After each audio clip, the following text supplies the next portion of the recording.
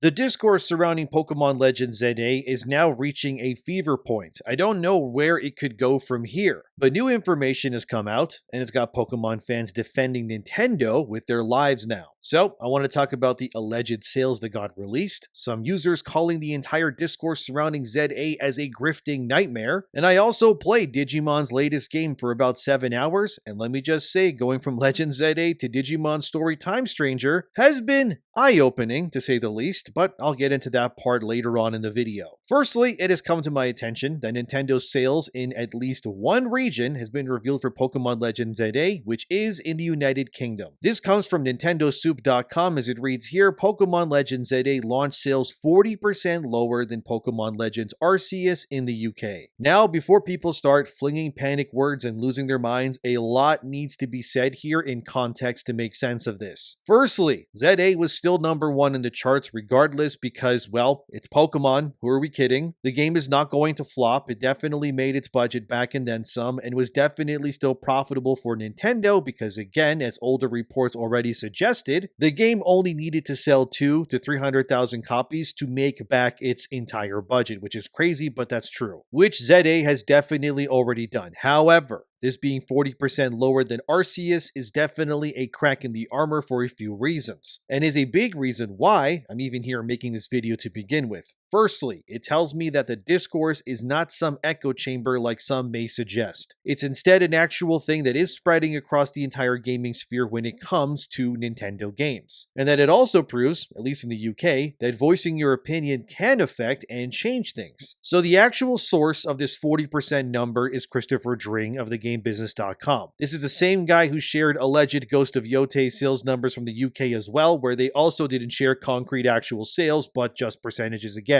And he does that here again, by the way, but here's what he said. Pokemon Legends ZA is comfortably number one in the UK physical charts. Launch sales are 40% lower than Pokemon Legend Arceus. 51% of sales were for the Switch 2 edition. It's the second biggest Switch 2 game of the year, behind Mario Kart World. As also seen here, a user asked Dring how this would compare to digital sales. Dring says not a lot, which I would agree with. Pokemon Legends ZA still likely did well for Nintendo because, again, its budget was peanuts, which by looking at the game, yep, we can tell. However, that 40% drop is interesting when you factor in the logistics of what happened here to really understand what's going on. So, Legends ZA was 40% lower than Arceus physically in the UK. Arceus came out in 2022, in January, to be precise. Roughly in 2022, Nintendo had an install base of Nintendo Switch players of roughly 122 million consoles sold by December 2022, according to Google's estimates. But the closest number that I could find online to exactly how many Switches were sold and in customers' hands around the time that Arceus was officially released is about 107 million Switches, which was by March 2022. Here's the exact numbers as you can see on screen for yourself. 107.65 million units sold by March 2022 is what Google estimates. Of course, these are not the exact numbers, but it's at least something that we can go by regardless. So with just the Switch 1 as their install base at the time, Arceus was able to achieve 40% higher sales, at least physically, when compared to Legends ZA, which is, yes, a big jump. And also, if you enjoy the content, consider subscribing, liking the video, leaving a comment. Thank you, it helps a lot. But considering, of course, when Legends ZA actually released, the official number of Nintendo Switches in the wild was a roaring 153 million units of potential customers. So combining that with, of course, the Switch 2 also being available for roughly not even 6 months yet as of this making of the video anyways, that means that the Switch 2 lifetime sales is hovering currently somewhere near 8.6 to about 9 million units sold so far. This means that the potential consumer base that could in theory buy Legends ZA at release was an eye-watering 162 million console users, or so give or take, that have a console that was capable of buying and playing Legends ZA day one. So circling back to those Arceus numbers, that means Arceus sold more physically in the end either way, because Nintendo by the way, does not share digital numbers. So we can't really say what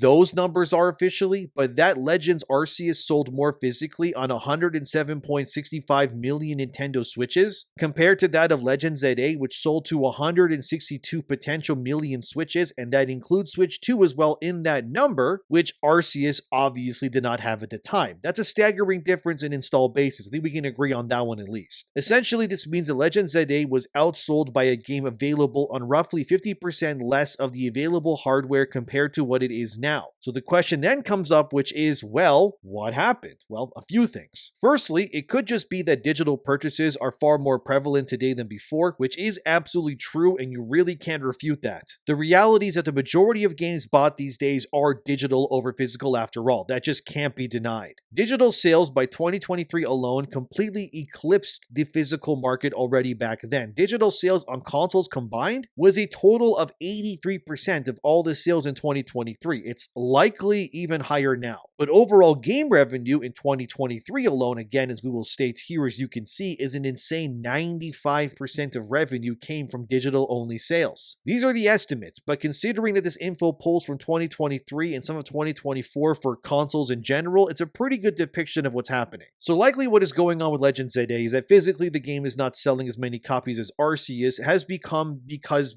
frankly, the physical market is just shrinking. But it is still undeniably selling less physically, at least in the UK, according to Christopher Dring, when compared to Arceus, which has, I guess, upset Nintendo fans. Because they believe that this loss of physical sales, I guess, which for Nintendo fans, physical games are still very much a big reason. Just go look at the keycard controversy and how much that's affected sales already too. And that is a particular draw for that side of gaming. I mean, Nintendo fans. It is a big deal regardless. Because the reality is that some Nintendo fans are at least very mad that stories like this are even being reported in the first place, as you can see here from YouTuber Fake Wizard's Twitter account, who shared that same Nintendo Soup article I mentioned in the beginning of this video. Obviously, the comments on that post was full of the Nintendo fans white knighting for the company, as shown with this person who has all their keycards on display with Legends ZA in the middle, saying that they did their part in buying it. This other user, as seen here, blames the economy and the system upgrade divide, which, I mean, sure, the economy is always in flux, but the Nintendo Switch 2 existing would not impact the sales of Legends ZA. It would only actually increase them because, again, this game in particular is available on both systems. And to nip that in the bud quickly, here's an article from Nintendo Life that also references Christopher Dring's report that states that ZA sold almost 50-50 on both Switch 1 and 2 in the UK at least, which is what these fans are fighting against, so this is not only relevant, but it also challenges and disproves their claims that a system divide would have any real meaningful effect on potential sales, which it wouldn't. Some people were really reaching, however, like this user who said that Legends ZA may have sold less in the UK because of mass migration in the UK, and that the citizens have bigger things to deal with like gangs and stuff, but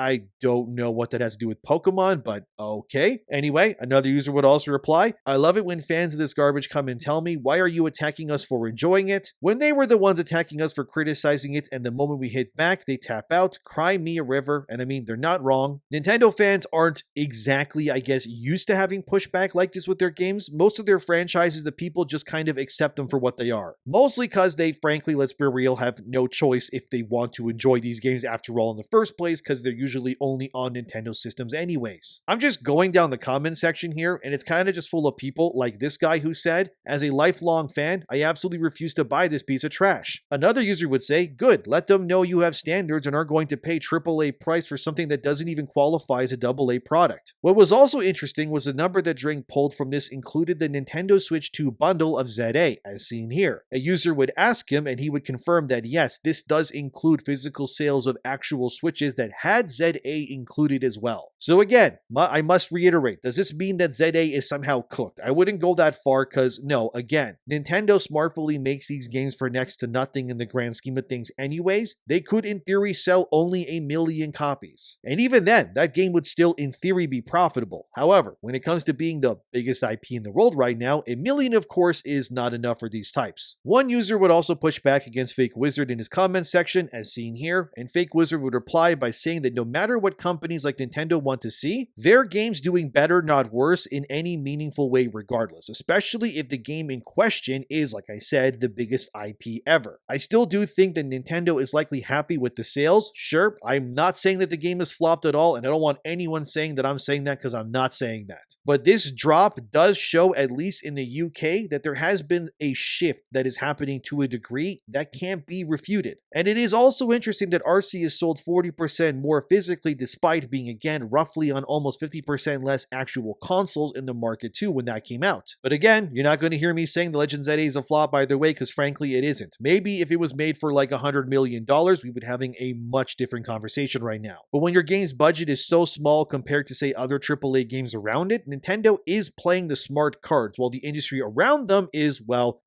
burning due to high costs and long development times. One content creator person named Cecily or something, I probably said their name wrong, but anyways, they believe that Legend ZA is being targeted by grifters who are weaponizing the movement against the game and Nintendo fans in general. But here's what she said. Today I've received DMs, mean comments, hate messages, and stream chat, and I believe with Legend ZA, the Pokemon community is being victim of targeted harassment by grifters. I'll be working on my ZA review, but for now, I would like to recommend these two videos. I can't speak for everybody, but I'm not harassing anybody with my Pokemon coverage myself. I've said objectively that the game is still doing well. I said that in this video even as well. I said it's objectively also a success because, again, of its very low budget. And it's also not harassment to voice your opinion on something that you have bought and paid for. This also coincides with a Reddit post that featured Mark Dara. That's the former producer of the Dragon Age games for BioWare, and also worked on Veilguard, which we all know failed miserably. But anyway, from Reddit, Dara's message was titled, "Former BioWare executive producer Mark Dara, your $70 doesn't buy you cruelty." Well, in Dara's case, and this ties into Pokemon Legends ZA as well, I wouldn't say voicing your opinions on something is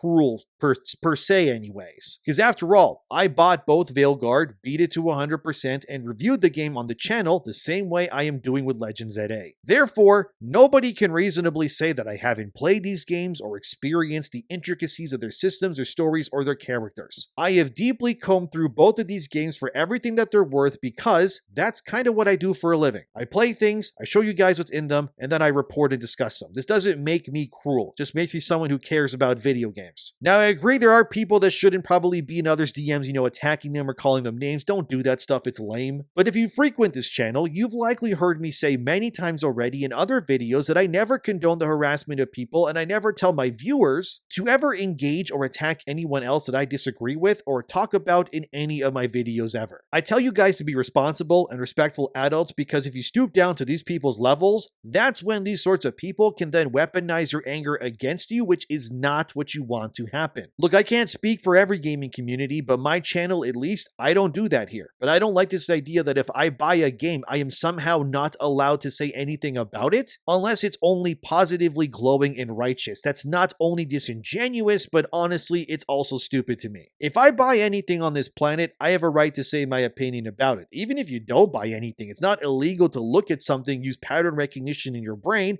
and come to your own conclusions either. None of that is illegal. The reality is that video games exist in a capitalist society and bubble. We all know this. I know. Duh. Common sense. You don't need video games to survive. They're entertainment in the end, which in my opinion puts them also uniquely even more further removed from somehow being protected from criticism. Because again, these are not essential things that are needed for survival. Food, water, shelter, oxygen, obviously, those are essential. With video games, they're not. So I don't want to hear that argument really ever. And also, I think when the games being sold to customers are objectively just not worth the money that you've spent on them, yeah, you have every right to voice your opinion. Veilguard, in my opinion, that's worth nothing. It's abysmal. It's a non-game. It was terrible with terrible messaging and forced propaganda, and it rightfully failed. I don't care if that offends someone. I bought the game, I 100%ed it, and I finished it. I'm allowed to say my opinion about something. I know what's in there, and it's everything wrong with modern entertainment today. Pokemon is on the flip side. Sure, it too has stupid DEI slop, like allowing male characters to wear skirts and whatnot, but the real offense here is that the game is just not worth the price of admission. Doubly so because it's asking objectively for more money than other AAA games on other platforms too. Like I keep saying, Legends ZA on Switch 2 in Canada, where I live, is $100. I had people on Twitter trying to say recently that I was somehow lying about that, which I had to slap them with proof, so I'll just put it here in the video too. As seen here from Walmart Canada, Legend ZA is $99.96 before taxes in Canada. Again, where I live. And where I also live, the taxes are 5%. However, let's say in Ontario, that's on the eastern side of Canada, where the majority of people, live in Canada too, the tax over there is an eye-watering 13% on everything you buy. And I'm not kidding, that's real. So that means in Ontario, for example, that ZA retails for about $113 after tax for that game alone, which is absurd for what you're getting. Sure, it may cost less in America, but that's because their dollar is worth more. That's economics. Like, why do I even have to explain that?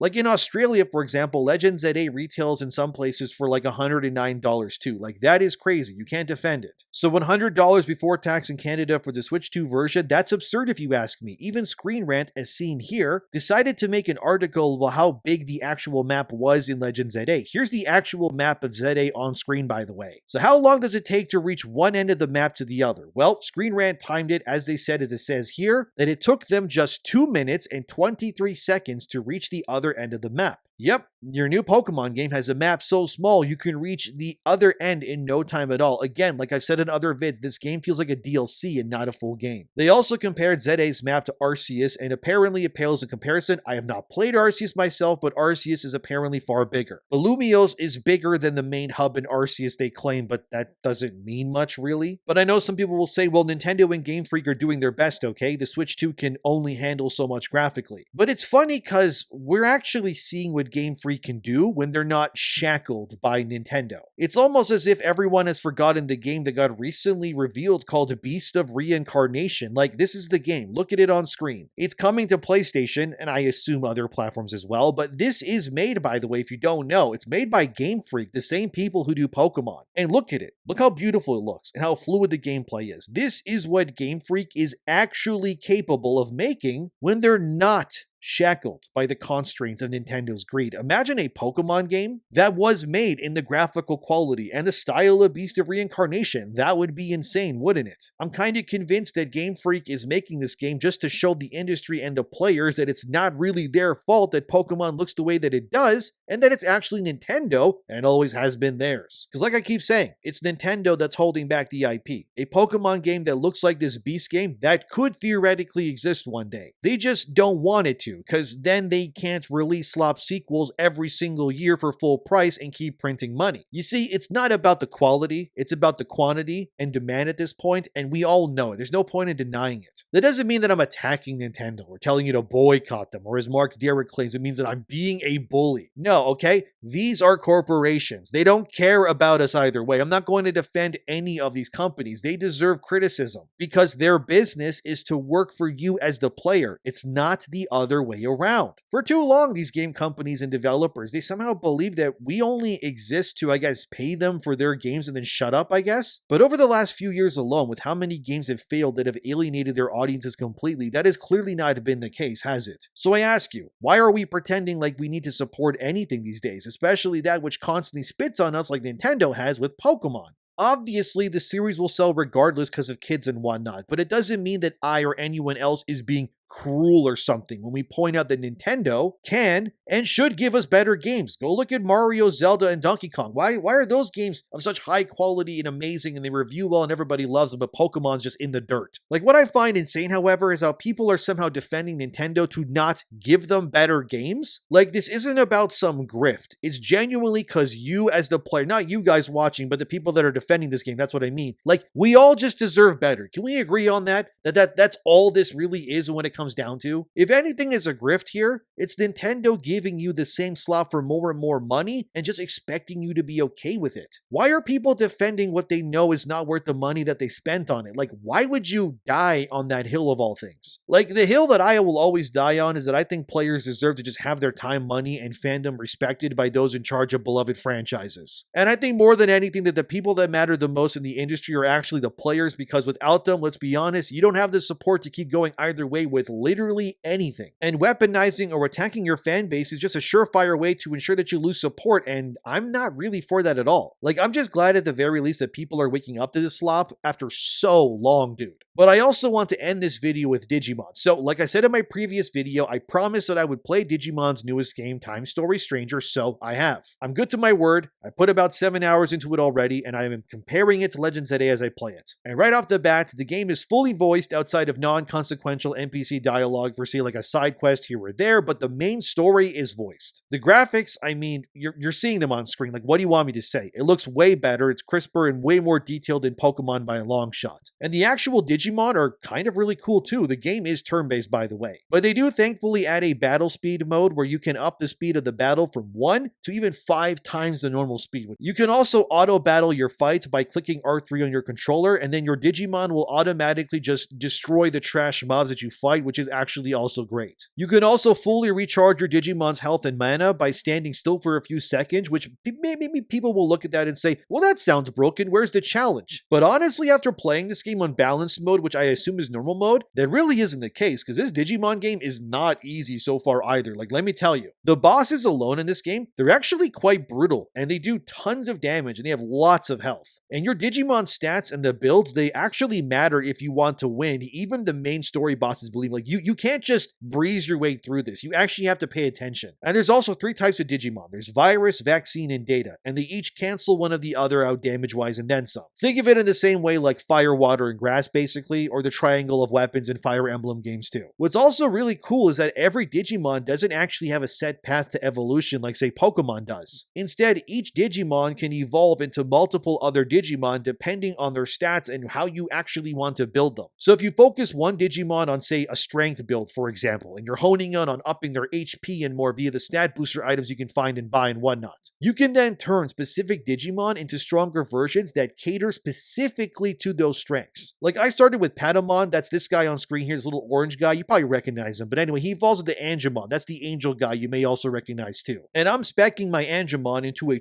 total mage build, so he's decimating other Digimon with magical attacks with types like Light and Thunder and more. You can also put equipment items on your Digimon to buff their stats or block status elements too, something that Pokemon should honestly think of doing too. And you can even de-evolve your Digimon if you're not happy with the path that you chose, and then put them into another line instead and make them into totally different Digimon. And the capture mechanic works differently too, okay? So you fight Digimon, obviously, and then every time you beat them, your overall scan of them increases. At 100%, you can then create that Digimon into your very own that you then have, but you can get the scan to its max, which is 200%, and then if you then, I guess, make the Digimon, it's an even more powerful version, so I just wait until I have 200% for everything pretty much. And then the actual story so far is frankly kind of cool and interesting. It's basically, you're an agent of this like company that works to control the threat of Digimon. You then witness essentially the end of everything, like the world just ends and you fail to stop it. You then wake up alive and it turns out that the blast of energy somehow sent you back into the past, about 8 years before the events of the opening of the game. You now start piecing together what led to the end of everything, and you have to work to stop the entire world and timelines, both Digimon and human, from being utterly annihilated pretty much. The game also, as you likely could tell, looks and plays a lot like Persona, which, yeah, it does. The comparison and the feel here is, you can't deny it. The game isn't, by the way, set by days or anything like Persona, though. You can thankfully just do whatever you want whenever you want to, which I wish for the Persona games more would do more of that too. And your agent even has multiple skill trees that can be upgraded by leveling up or doing side quests to further enhance your Digimon down to how their traits or their stats work too. You can, for example, focus on a more melee-based Digimon or magic or whatever you want really. And you can also dress your agent in different clothes too. Although so far, I don't think you can change their hair or their style of the hair, or at least I don't know if you can, maybe, but I don't think so. So far, I can't find it anyways myself. There's more, but this video's long enough, but basically, so far, Digimon Story Time Stranger is interesting to play, especially right after playing Pokemon Legend ZA. The contrast in the graphics and the voice acting and the actual cutscenes that have real animations and more, it's definitely a change of pace compared to the bare bonesness of Legend ZA. Apparently, Time Stranger does have DEI in it too, although I don't know the full extent of that myself, but if you were to ask me right now which game is better, I mean, it's really no contest. It's Digimon, for sure. But it is sad to see a series like Pokemon be so crippled and held held at ransom by Nintendo like it has. If only Game Freak could do a Pokemon game in the style of Beast of Reincarnation. Like, imagine what that could be. But what do you think about all of this? Is Legend ZA enough for you? What about those sales numbers? And do you think it is cruel to comment on games these days, or are these devs just being babies? Let me know in the comments. Thanks for being here, subscribe, and I'll see you guys next time.